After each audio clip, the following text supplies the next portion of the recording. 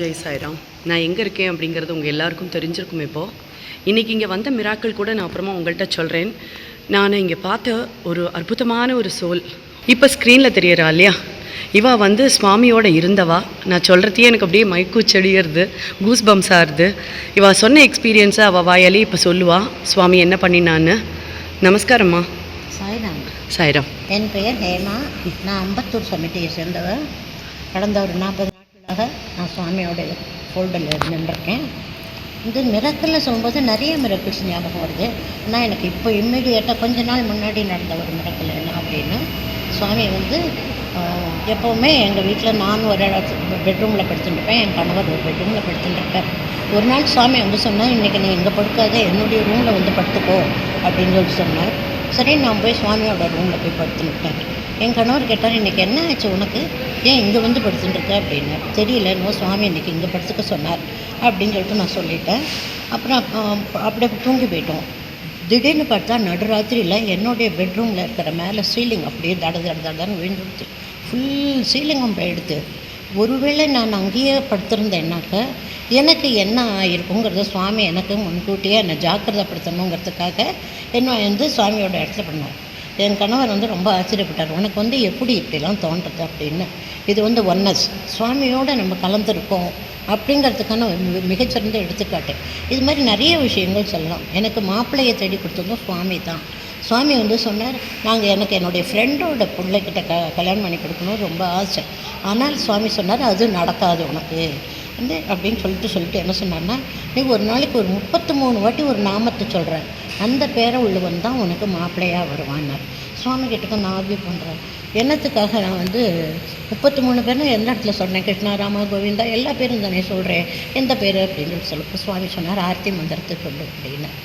ஆர்த்தி மந்திரத்தை பாடும்போது ஓம் ஜெய சரி அதை பாடும்போது நாராயண நாராயணோம் சத்ய நாராயண நாராயண நாராயணவோ அது ஃபஸ்ட் வாட்டி முடிஞ்ச உடனே நிறுத்திடும் அப்படின்னார். இப்போ இல்லை எத்தனை வாட்டி நாராயணான்னு வருதுங்கிறத சொல்லு அப்படின்னார். அப்போ 11 வாட்டி கவுண்ட் பண்ணிவிட்டு இப்போ 11 வாட்டி எத்தனை வாட்டி சொல்கிறேன், 3 டைம்ஸ் சொல்கிறேன். 11 × 3 எவ்வளவு, 33. அந்த பேர் உள்ளவங்க உனக்கு மாப்பிள்ளையாக வரப்போகிறான் அப்படின்னு சொல்லி சொன்னார். அதே மாதிரி சுவாமி வந்து மிராக்கிள்ஸ்னு சொல்லும்போது நிறைய விஷயங்களும் சொல்ல வேண்டியது. ஆத்துக்காரரோட பேரை சொல்லவே இல்லை. நாராயணன். அவர் சொன்ன பேர் தான். ஓ சரி சரி சரி. பொண்ணு. ஓகே. எனக்கு இன்னொன்று நீங்கள் சொன்னல, அது எனக்கு ரொம்ப ஆச்சரியமாக இருந்தது. ஷிரடி பாபா, சத்ய பாபா, இந்த 2 பேரையும் நான் வந்து ஒரு சந்தர்ப்பத்தில் நான் அதை சொல்லியிருப்பேன். நீங்கள் அதை எப்படி உணர்ந்தேங்கிறது மாத்திரம் எனக்கு. ஷிரடி சாய் எனக்கு பொதுவாகவே இந்த சாயங்கிற இதெல்லாம் அந்த வயசில், எனக்கு சின்ன வயசில் இருக்கிறப்போ நிறைய பேர் அவரை பற்றி தப்பாக சொல்லிட்டுருப்பா. அப்போ நமக்கு வந்து இது தப்பாக ரைட்டாங்கிறது புரியாத வயசு. அந்த வயசில் சுவாமி கிட்டக்க நான் சொன்னேன், வந்து ஷிரடி பாபா வேறு, சத்ய சாய் பாபா வேறு, இவர் வந்து ஒரே ஃப்ராடு அப்படி இப்படின்லாம் சொல்லிகிட்டு இருப்பா. ஸோ எனக்கு ரொம்ப குழப்பமாக இருந்தது. நான் ஒரு வீட்டுக்கு எப்போவும் பஜனைக்கு போவேன் டியூஸ்டே அன்னைக்கு. அப்போ வந்து ஒரு டியூஸ்டே அன்னைக்கு கருட வாகன நாராயணா அந்த பாட்டை பாடும்போது சுவாமி கிட்டக்க எனக்கும் சுவாமிக்கும் ஒரு டக்கப்.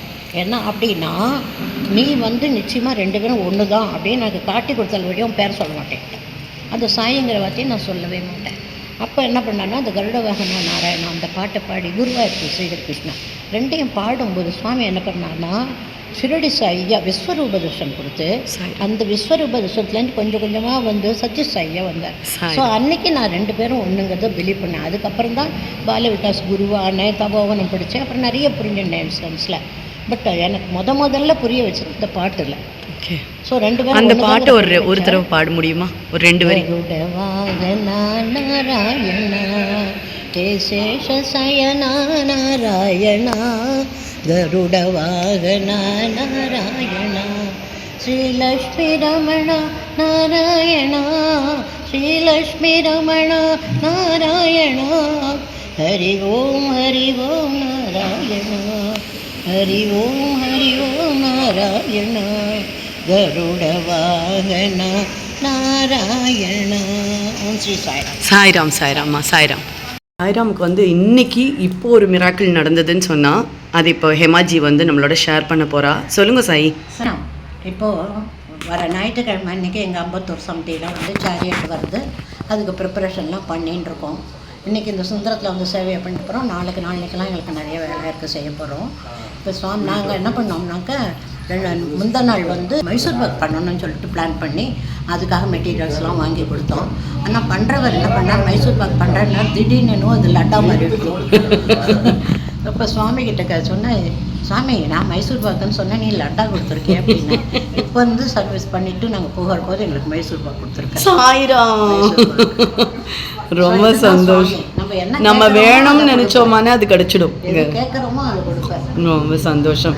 அதான் சுவாமி எப்பவுமே நமக்கு வேண்டியதான் எல்லாம் செய்யறாரு. எது நமக்கு நல்லதோ அதை செய்வார். கரெக்ட். ரொம்ப சந்தோஷமா. தேங்க்யூ. சுவாமி வந்து கேட்கும் போதே அதுதான் நம்மள சொல்றேன், எனக்கு இது வேணும் அது வேணும் நீ கேட்காத, எனக்கு எது நல்லதோ அதை அப்படின்னு சொல்லிட்டு கேட்டோம்னா கரெக்டா செய்வார். நீங்க இது பாபாவும் நானும்ல பாருங்கோ, எக்ஸ்பீரியன்சஸ் வரும்.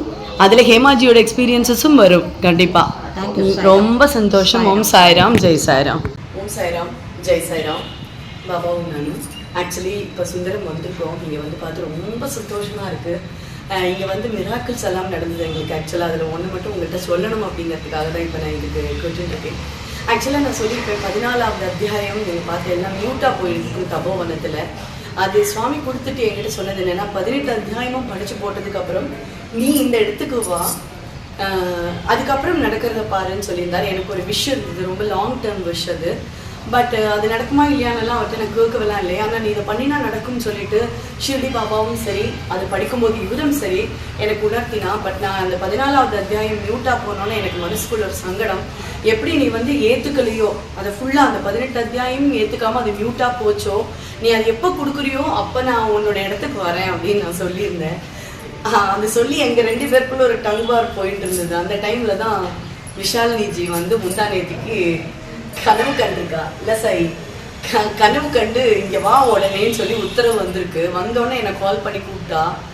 எனக்கு இவரோட அழைப்பும் ஷிர்டி பாபாவோட அழைப்பும் ஒன்று தான். என்ன கேட்டா, அப்போது இவர் வந்து சொன்ன மாதிரி நினச்சி இன்றைக்கி நாங்கள் இங்கே கிளம்பி வந்துட்டோம். இங்கே வந்தோன்னே ஒரே மேஜிக்கல் மூமெண்ட்ஸ் தான். நான் உடனே எடுத்து வச்சு 14வது அத்தியாயத்தை உடனே கொடுங்கோ அப்படின்னு கேட்டுட்டு இருந்தேன். எல்லாரும் பார்த்து சிரிச்சிருப்பா, எனக்கு தெரியாது. ஆனால் இன்னொரு தடவை போய் நான் கண்டிப்பாக திருப்பியும் ஒரு ரெக்கார்ட் பண்ணி நான் போடுவேன். அப்போ அது வருதா இல்லையாங்கிறது தான் என்னோட சஸ்பென்ஸ். நீங்கள் சொன்ன மாதிரி நான் உங்கள் இடத்துக்கு வந்துட்டேன். இனி 14வது அத்தியாயம் எல்லாருக்காகவும் கொஞ்சம் சத்தம் வர மாதிரி பண்ணுவோம். அது மட்டும் தான் என்னோட வேண்டுதல்.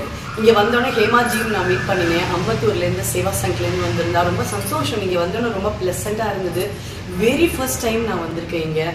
எனக்கு பாபாவோட அனுகிரகம் பரிபூர்ணமாக கிடச்சிது. இங்கே வந்தோடனே அப்படியே எனக்கு அப்படியே ஏதோ இடத்துல பறக்கிற மாதிரி சந்தோஷமாக இருந்தது. எல்லாம் சுவாமியோட அனுகிரகம். நம்மளுக்குள்ளே தான் வேறுபாடுகள் எல்லாம் இருக்குது. ஆனால் குருக்குள்ளே எந்த வேறுபாடும் நான் பார்க்கவே இல்லை. அவர்கிட்ட வந்தால் என்ன மாதிரி வைப்ரேஷன் என்னோட மனசில் இருந்தோ அதே மாதிரி தான் இவரை பார்க்கும்போதும் இருந்தது. இவாளுக்குள்ளே இருக்கிற அந்த ஒற்றுமை நம்மளுக்குள்ளும் இருந்ததுன்னா நம்மளுடைய வாழ்க்கையும் சிறக்குங்கிறது தான் என்னுடைய எண்ணம். ஓம் சாய்ராம், ஜெய் சாய்ராம். தேங்க்யூ சாய். அங்கே கொஞ்சம் பார்க்கலாமே. சாய்ராவுக்கு ரொம்ப ஹாப்பி இல்லையா? ரொம்ப சந்தோஷம் சாய்.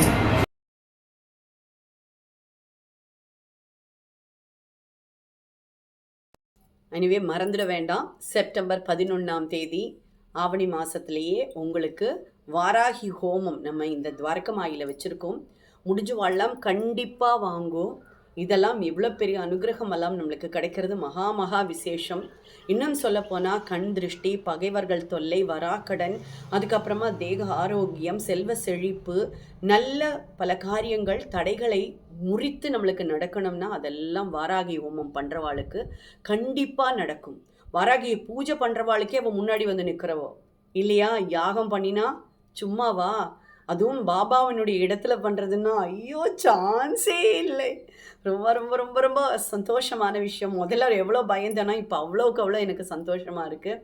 நம்ம பல டிவோட்டிஸ் எனக்கு ஃபோன் பண்ணியே சொன்னால், நாங்கள்லாம் நேரடியாகவே வந்துடுவோம் சாய், இந்த மாதிரி ஒரு அனுகிரகம் கிடைக்காது நமக்கு. இப்படி ஒரு இடத்துல இப்படி நடக்கிறதுங்கிறது சான்ஸே இல்லாத விஷயம். கண்டிப்பாக நாங்கள் வந்துடுவோம் அப்படின்னு சொன்னால் எல்லாரும் வாங்க. எல்லாருக்கும் பரிபூர்ண ஆசீர்வாதம் கிடைக்கணும். முதல்லையே இங்கே வரவா எல்லாருமே, பொதுவாக நான் இதை என்ன சொல்வேன்னா துவாரகமாயின்னு சொல்கிறனால, இங்கே வந்துட்டு போனாலே பெரிய சேஞ்சஸ் அவளோட வாழ்க்கையில் நடக்கும் அப்படிங்கிறது நான் பார்த்துருக்கேன். நிறைய டிவோட்டிஸ் சொல்லியிருக்கா, நம்ம ஆத்துக்கு வந்துட்டு போனவா சும்மா வந்துட முடியாது, அவரோட அனுகிரகம் இருந்தால் தான் வர முடியுங்கிறது கண்டிப்பாக எனக்கு தெரியும். ஏன்னா எத்தனை பேரை நம்ம அழைச்சா கூட வரணுங்கிறவா மட்டும்தான் இங்கே வந்திருக்கா. யாருமே அதிகமாக வந்ததே கிடையாது. என்ன காரணமோ அதுக்கான சந்தர்ப்பம் பாபா கொடுத்ததே கிடையாது. இந்த மாதிரி ஒரு அனுக்கிரக வேளையில் இந்த மாதிரி ஒரு யாகம் நடக்கணும்னு நினச்சா அது யாரை வர வைக்கணுமோ அவளை பாபா வர வைப்பர். வர முடியலைனாலும் பரவாயில்ல, கண்டிப்பாக கலந்துங்கோ. இதனுடைய தட்சிணா அமௌண்ட்டுன்னு சொன்னால் 1022 ரூபாய் தான். குடும்பத்துக்கே சேர்ந்து எல்லாருக்கும் பண்ணலாம் சங்கல்பம். ஏன்னா எல்லாமே குடும்பத்தில் எல்லாருக்கும் பலவிதமான பிரச்சனைகள் இருக்கும். அத்தனையும் தீர்த்து வைக்கக்கூடியவள் தான் இந்த வாராகி அப்படின்னு சொல்கிறவள். அந்த படைக்கே தலைவின்னா நம்மளுக்கெல்லாம் அவள் தானே தலைவியாக இருக்கும். நம்மளை காத்து ரட்சிக்கக்கூடிய மாதா இல்லையா, லோக மாதா அவள். அதனால் கண்டிப்பாக எல்லாரும் கலந்துங்கோ. முடிஞ்சவாழ்லாம் வர முடியலைன்னா சங்கல்பம் பண்ணிங்கோ. உங்களுக்காக நாங்கள் பிரார்த்தனை பண்ணி யாகம் பண்ணி அதை நீங்கள் ஓங்கார் ஜோதியில் அந்த பதிவுகளை பார்க்கலாம். யாகம் பண்ணி கண்டிப்பாக உங்களுக்கு யாக ரட்சையோட உங்களுக்கு பிரசாதம் வீடு வந்து சேரும். ரொம்ப அருமையான டைமில் நம்மளுக்கு இதை கொடுத்துருக்கா. ஏன்னா மகாலய பட்சம் வருதுங்கிறது மிகப்பெரிய விஷயம். மகாலய பட்சத்தில் இந்த மாதிரி ஒரு விஷயம் நடந்ததுன்னா பித்திருக்களினுடைய ஆசிர்வாதமும் நமக்கு கிடைக்குங்கிறதான் பொருள். ஸோ அவளாம் இறங்கி வரக்கூடிய அந்த வேளையில் வைக்கும்போது அவளுடைய ஆசிர்வாதம், கடவுளினுடைய அனுகிரகம், குருவினுடைய அனுகிரகம், வாராகியினுடைய அனுகிரகம், இப்படி அத்தனை பேரோட அனுகிரகமும் நமக்கு வந்து சேருங்கிறது தான் உண்மை. ஸோ எல்லாரும் கலந்துக்கணும், எல்லாருக்கும் நல்லது வரணும். நீங்கள்லாம் கண்டிப்பாக பாபா செஞ்ச வினோதங்களுக்கு ஒரு சாட்சியாக இருக்கணுங்கிறது மட்டும்தான் என்னோட ஆசை. எல்லாரும் சொல்ல சொல்ல அவாவாளுடைய அனுபவத்தை சொல்ல சொல்ல எனக்கு அவ்வளோ சந்தோஷமாக இருக்குது அதை கேட்க கேட்க.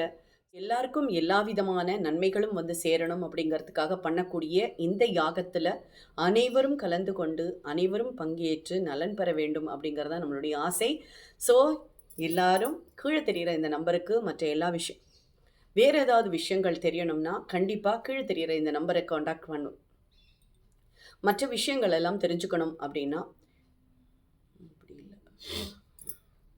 சங்கல்பம் செய்யறதுக்கு கீழே இருக்கிற நம்பரை காண்டாக்ட் பண்ணுங்கோ. அதுக்கப்புறமா உங்களுடைய பெயர், கோத்திரம், அதுக்கப்புறம் நட்சத்திரம். சங்கல்பம் செய்யறதுக்கு கீழே தெரிகிற இந்த நம்பரை நோட் பண்ணி வச்சுங்கோ.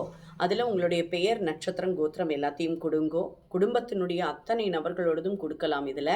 ஸோ அனைவருக்கும் எல்லா நலனும் வளனும் வந்து சேர வாழ்த்துக்கள். தொடர்ந்து இணைந்திருங்கள். பாபாவும் நானும்.